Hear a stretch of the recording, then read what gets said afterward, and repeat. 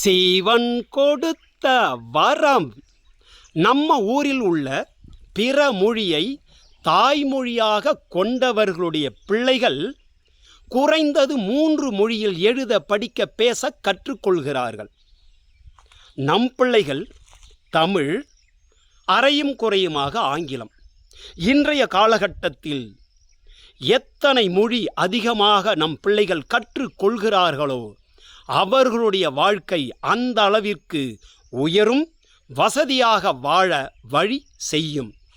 30 நாளில் எந்த மொழியையும் கற்றுக்கொள்ளலாம் என்ற அளவில் புத்தகம் வந்துவிட்டது, ஆடியோ வந்துவிட்டது. ஆசிரியர்களே, டீச்சர்களே, படித்தவர்களே, அறிவாளிகளே, எடுத்துச் சொல்லுங்கள்.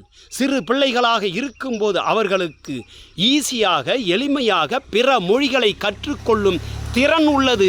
அப்பொழுது அவர்களுக்கு கற்றுக் கொடுக்க சொல்லுங்கள், கற்றும் கொடுங்கள். நம் பிள்ளைகளின் எதிர்கால வாழ்க்கை எத்தனை மொழியில் எழுத படிக்க பேச கற்றுக்கொள்கிறார்களோ அந்த அளவுக்கு அவர்களுடைய வளர்ச்சி இருக்கும் என்பதை புரிந்து கொண்டு, இப்போ இந்திக்காரர் எல்லாம் இங்கே தமிழ் பேசுகிறான். அவன் புள்ள தமிழ் பேசுது, ஆங்கிலம் பேசுது, இந்தி பேசுது, எழுதுது.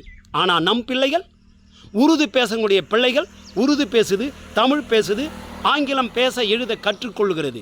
ஆனால் தமிழர்களான நம் பிள்ளைகள் முட்டாள்தனமாக இருப்பதை விட பல மொழிகளை கற்றுக் கொடுங்கள். பிள்ளைகளின் எதிர்கால வாழ்க்கை சிறப்பாக இருக்கும்.